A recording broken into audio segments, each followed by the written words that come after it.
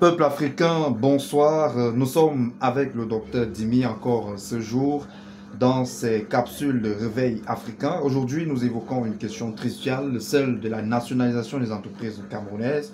On rappelle déjà qu'au début des années 1990, plusieurs entreprises publiques et parapubliques avaient été privatisées, finalement pour des résultats mitigés. Puis, elles ont été nationalisées aussi avec des résultats pas du tout convaincants. Cependant, les traditionalistes que vous êtes, docteur Jimmy, pensent qu'il faut faire recours aux recettes traditionnelles pour que la nationalisation des entreprises camerounaises ait de bons résultats pour le bien-être de notre économie. Docteur Jimmy, quelles sont ces recettes? Merci Hervé. Les jeunes journalistes comme vous, nous on attend pour nous poser des questions. C'est plein dans nos banques, on va faire quoi avec? Beaucoup vont toujours dire, oh docteur Dimi, qu'est-ce que tu chantes sur les réseaux sociaux? Je vais chanter. Parce que beaucoup ne comprennent même pas le contexte de ce qu'on appelle les valeurs africaines. La nationalisation, les gens vont penser ça d'une autre manière. Mais je peux, s'il vous plaît, monsieur le président de la République, son excellence Paul Biya, le père nationaliste, demande aux initiés qui s'arrangent à vous donner des techniques pour tout nationaliser. Personne ne doit rien voler. Même 100 francs. Personne ne doit voler. L'Afrique, vous simplifiez nos ancêtres. C'était des hommes qui ont atteint le niveau élevé de la spiritualité et de connexion avec la nature. Des hommes qui avaient tout compris. C'est des vrais hommes qui ont communiqué avec Dieu là-bas. Pas le Dieu importé, le vrai Dieu. Nos ancêtres, avec leur immense sagesse, savaient que l'être humain peut voler, il peut mentir, il peut torturer, il peut tuer.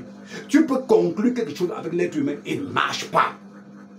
Raison pour laquelle, avec leur immense sagesse, ils se sont assis, ils ont étudié, se connecter avec la nature pour dire que comment pourrons-nous faire pour obliger l'être humain à marcher selon les décisions qu'on a eu à prendre. La nature les a révélé les grands secrets, des très grands secrets puissants. Donc, quand ils avaient révélé tout ça, voilà pourquoi vous voyez même les chefferies ne pouvaient pas être déstabilisés. Avant, tu vas faire comment pour déstabiliser les chefferies? Comment? Les secrets ancestraux étaient là. Les villages n'étaient pas déstabilisables. Comment tu vas déstabiliser? On te met de gérer les biens de la communauté. On ne te comprend pas. Tu dois gérer obligatoirement. Il y a des secrets traditionnels. Donc, monsieur le président, son excellence Paul Biya, que les autres présidents aussi m'écoutent, ce n'est pas seulement lui qui m'adresse. Nationalisez toutes les sociétés que vous voulez. Consultez les tradis praticiens. On va faire des rituels comme ça. Quand le tradit fait des rituels, il dit que tu as dit que tu as travaillé, non? On te nomme ici. On prend tous les responsables de la société, on les met là. Jurez ici. Je ne dois jamais voler l'argent de l'entreprise, c'est là. Si vous décidez que s'il vole ses pieds gonflés comme les femmes enceintes, les gros pieds là, ça le prend. Si vous voulez que c'est sa bouche qui sort parce qu'il a volé l'argent, ça sort. Il y a tout. Là, on n'a pas besoin de marcher derrière lui. On n'a pas d'enquête à faire. On n'a pas de le contrôler. On n'a même pas d'inventaire à faire. Si vous voulez, vous ne faites rien de votre travail. Est-ce que ce n'est pas extrême comme mesure, docteur Dimi? Mais bon, ce n'est pas extrême comme mesure selon le système occidental. Ce sont des mesures extrêmes. Mais comme maintenant on fait des mesures souples, et les gens n'ont pas de temps à voler, non? Ça rend pauvre, ça rend malheureux, ça déséquilibre notre société. Ce n'est pas ça. Vous voyez la jeunesse sur la rue, non, on casse tout. Il a fait, non? Si on avait arrangé dans les normes, ça devait développer tout le monde, ce travail, tout le monde profite.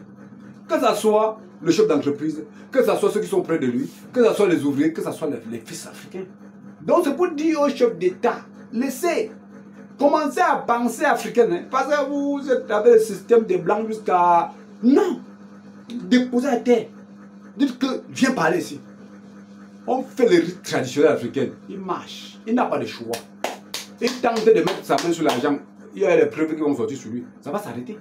Et si on adopte donc ça, comment la jeunesse ne doit pas réussir? Comment nos continents ne doivent pas réussir? Comment nos populations ne doivent pas être en paix? Deux fois, Un président a la volonté de bien travailler. Il met tout à la porte de la population. Quelques malfrats viennent, ils volent tout. Et même lui qui vole, il va faire quoi avec l'argent? Il ne sait pas quoi faire avec, parce que ça devient un gaspillage inutile. Ça ne lui sert même pas, vraiment. Donc, pour dire que même ceux qui volent là, faire de con, ils deviennent comme des petits prisonniers. À tout moment, il reste dans sa tête, peut-être on va m'arrêter. Comme je voulais, peut-être. Tu vois qu'il vit mal. Notre société, quand on la construit bien, on fait des choses pareilles, ça aide celui qui travaille. Parce que lui doit vivre en paix. Après même avoir travaillé, il ne fuit pas. Il reste là, il a l'aise. Alors que quand ce n'est pas le cas, il finit, des fois il y a occasion, sur son haut. Il fuit, même si tu ne peux pas rester dans quel coin du monde, tu n'es pas à l'aise. Tu n'es pas avec les siens. Donc, c'est pour dire que ça fait souffrir tout le monde. C'est un mauvais système. Si nous travaillons bien, on doit être tous bien. Si vous voyez un riche qui a travaillé dans une société, il a volé, il a volé. Il arrive, comme c'est l'argent mal acquis, ça lui pousse qu'à commettre que des gaffes, des faux choses, des mauvais comportements. Il est même mal vu dans la société. Observez, vous allez voir que la plupart des riches sont des gens qu'on mal parle d'eux. Toujours très mal. Pourquoi? L'argent mal acquis. Le sang des ancêtres lui condamne, lui persécute.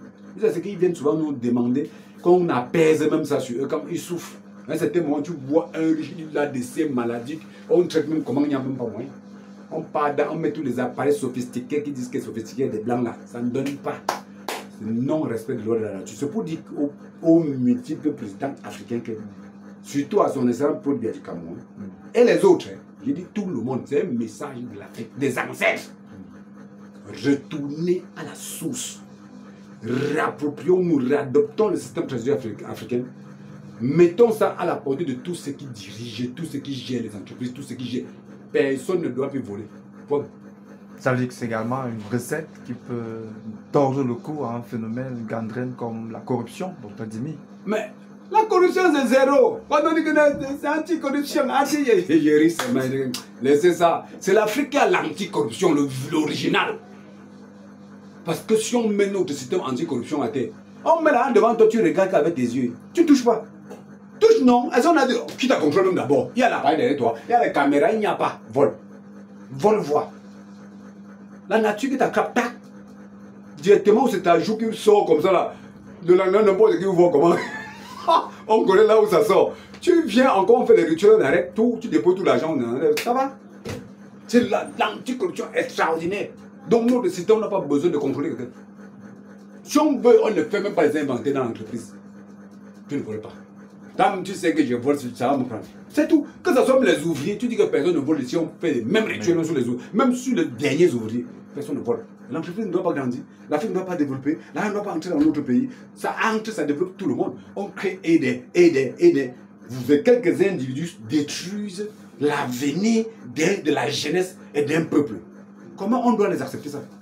C'est inconcevable. Parce qu'on les a toujours dit dans la Bible que c'est quelqu'un de juger, tout de l'autre côté, tout de l'autre côté, c'est Dieu qui va juger. C'est impossible.